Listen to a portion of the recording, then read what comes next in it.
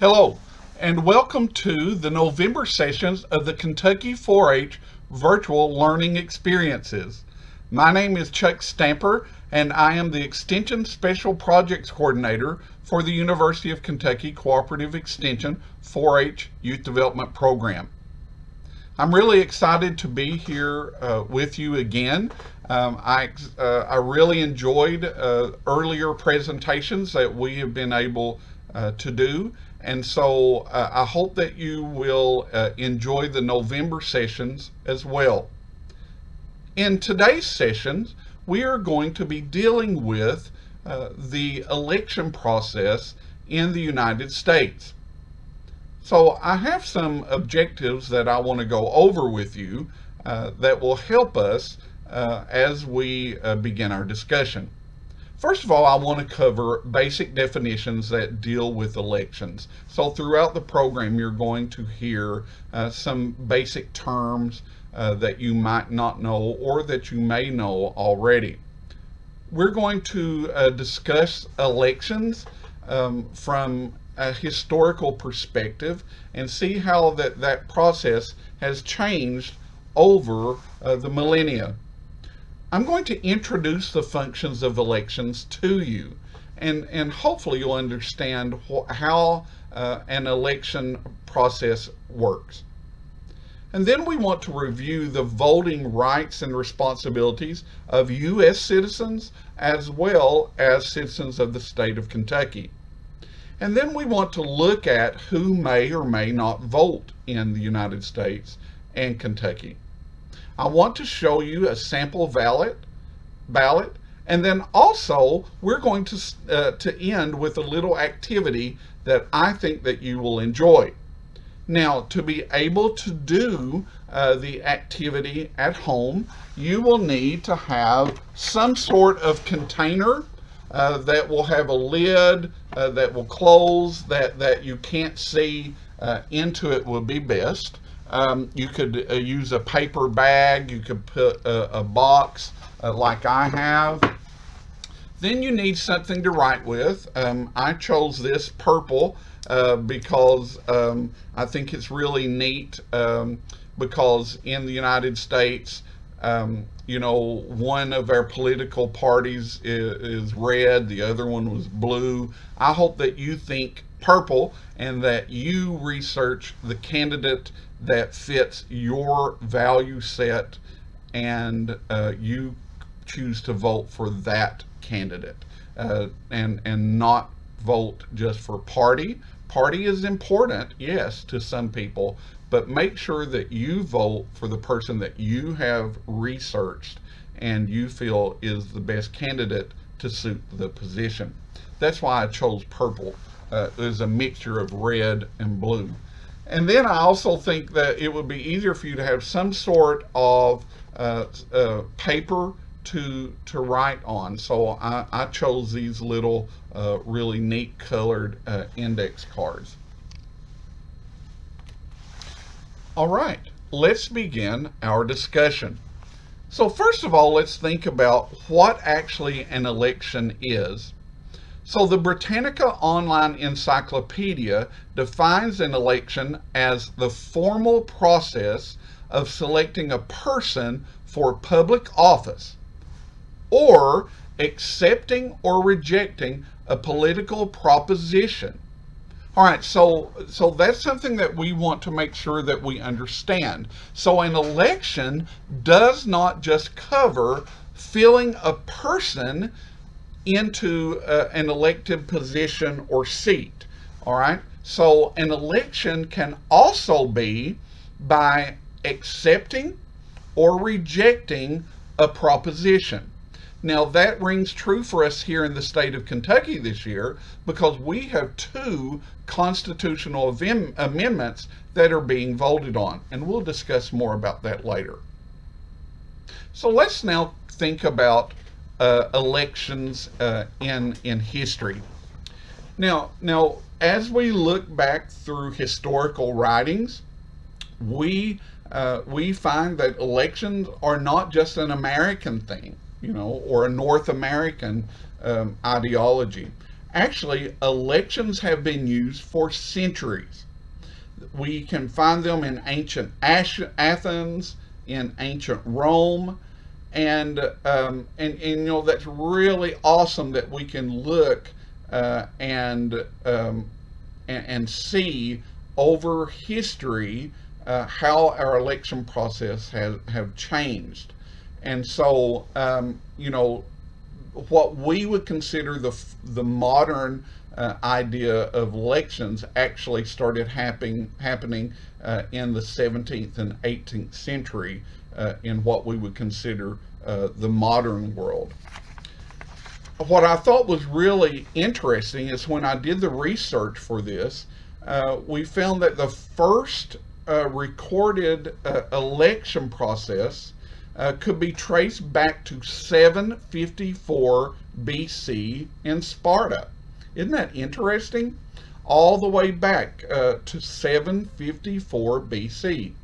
So the office that they were electing was called an ephor, EPHOR, which was basically what we would consider a magistrate. So it was a Spartan magistrate, and there were 5 of those that were elected annually to serve under the king, to be his advisors, but also to make sure that the king's authority was followed by the people.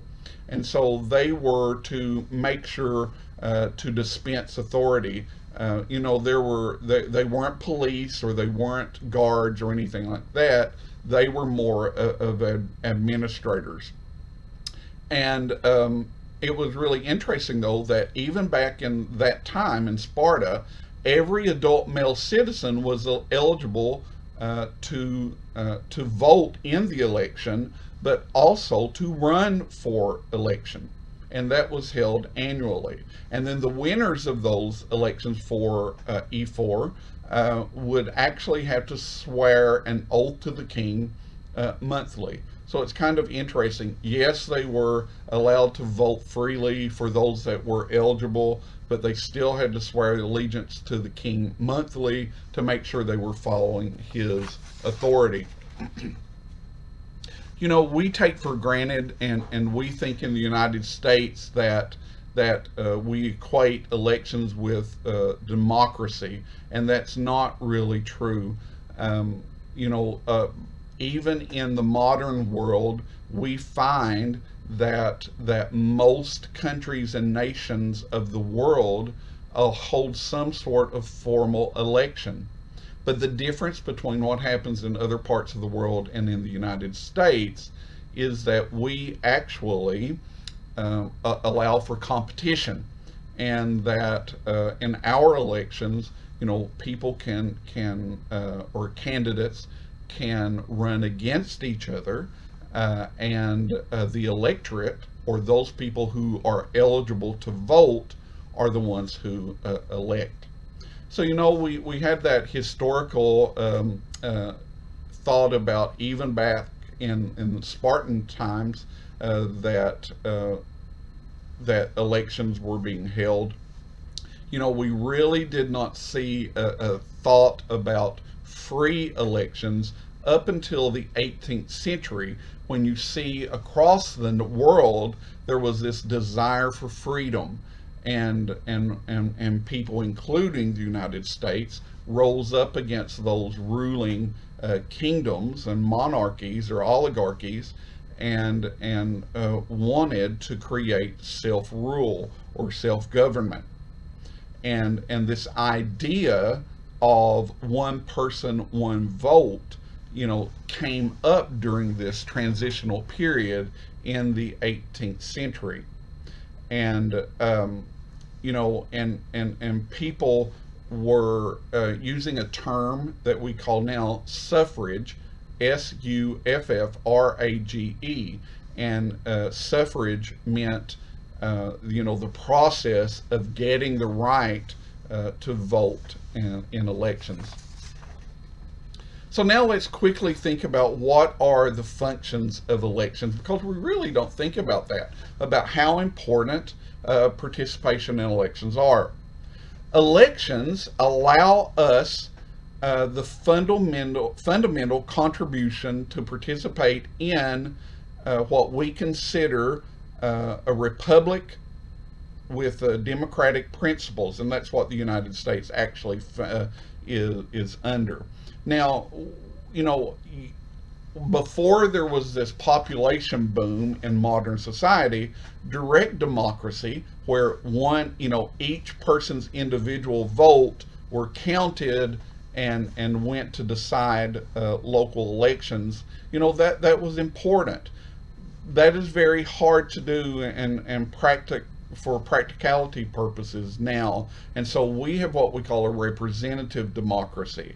And so we in the United States represent or vote for and elect those people that we want to represent us either at local, state, and national levels. And then they will vote and take part on the rulemaking process. And so elections also enable voters to select these leaders and hold them accountable for their actions. If they don't like what they do, they vote them out. That's what our process is in the United States. Elections also reinforce a political integration. So what that means is that we have sort of common experiences in the United States. For instance, a lot of us on here have common experiences in 4-H, so that ties us together because there are certain norms that go along with the 4-H program. So elections do the same thing. Elections help facilitate a social and political integration of folks who are like-minded in their belief systems. And that's really important when you look at it. And also elections serve by giving self-worth and dignity to individual citizens. Because look at it. Hey, I have the right to elect the persons who are going to lead my community, lead my state, and lead my nation. And so that helps to build that self-respect. And so, that's really important for us to have that sense of belonging. And that's what we try to do in our 4-H program also, is develop that sense of decision-making, leadership, and sense of belonging as well. Now let's look really quick at the voting rights. I get asked that a lot. Is how long has the voting process or election process been happening in the United States? Well, ever since the Constitution was ratified, that's when the voting process was started. It dates back to Article 1, Section 2 of the Constitution, which gave the states the responsibilities of overseeing federal elections. Now, if you look at Article 1 and Section 2, it really is awesome because, at that time we were called the American experiment because no other modern nation had tried to set up self-government and self-rule by the people. And that is something that we should be very proud of. Article 1, Section 2 states that there should be a House of Representatives that are elected by direct election by the people of the several states. Now, when that was ratified, we still did not allow everyone to vote. There were only certain qualifications for people to vote. It was white males who were landowners of a certain age. There were people who were excluded at that time, particularly women, African American men, Native American men, and women both. But there were some white men that were also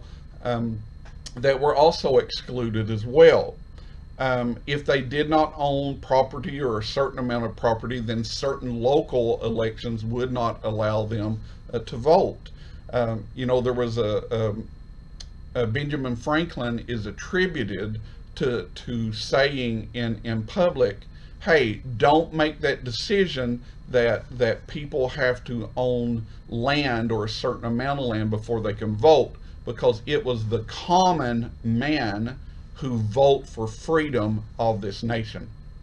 And that was really neat to learn as well. So there have been, and what is really awesome about the United States Constitution is that it is viable. Now, a viable constitution means that it can be ratified or it can be amended based on the needs of the people at the time. So there have been some constitutional amendments that affect the voting rights of American citizens. For instance, the 15th Amendment was ratified in 1870, which gave African American men the right to vote.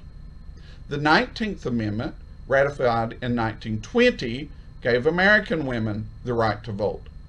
The 24th Amendment, ratified in 1964, eliminated poll taxes. And poll taxes have become a burden for poor people and also uneducated people, or people that did not make a certain amount of money, because they were taxed before they could vote, and it was really sad that was used to keep people from voting. And then the 26th Amendment, which was ratified in 1971, lowered the voting age nationally for all elections to 18, because before then it was inconsistent based on state. Now, some of the most important acts that I think that have been created to protect our voting rights have been the Civil Rights Acts. The first of these were passed in 1870, along with the amendment to allow African Americans the right to vote. And then there were other changes, like in 1957, 1960, 1964, but a big one that was monumental was the Voting Rights Act of 1965, which prohibited voter discrimination based on race, color, membership in a language minority group. And it also required places to offer election materials in language other than English. And so there are some voter rules and regulations in Kentucky as well. And so I wanted to go over those with you really quick. So in Kentucky, and this is a new rule, this was the Senate Bill 2 that was passed last year. It went into effect on July 15, 2020. Any person who votes in the state of Kentucky at local or state or national elections in the state of Kentucky must have a valid photo ID. Now, what does valid mean? That means that it must be issued by a reputable organization, and it must have the name of the individual and a photograph of that individual. Now, some of these that are used can be a state-issued driver's license, military IDs, college IDs, or a Kentucky government ID card, which can be gotten if you choose not to have a driver's license. So now, is voting mandatory in the United States? No, it's not. No law has ever been passed that required or made voting mandatory. All right. There have been propositions, there have been ballots that would make voting mandatory in some states, but that has never been passed for U.S. citizens. And so that's something to remember as well.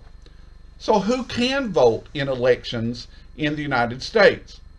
First of all, if you are a U.S. citizen, you can vote.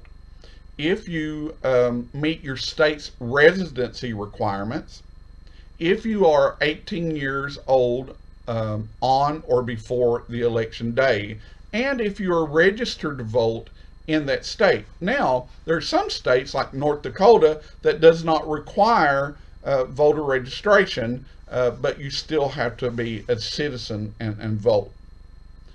So now who does that mean can't vote? Non-citizens can't vote, and that includes permanent legal residents. Some people with certain level or categories of felony convictions cannot vote.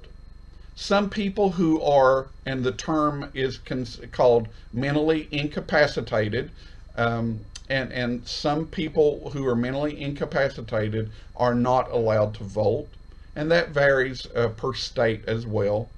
And then, this is interesting, and some people may not know this, but U.S. citizens who reside in U.S. territories are still not allowed to vote for president in the general election.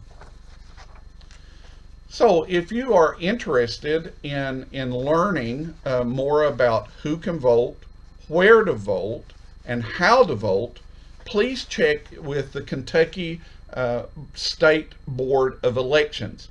If you go to www.ky.gov,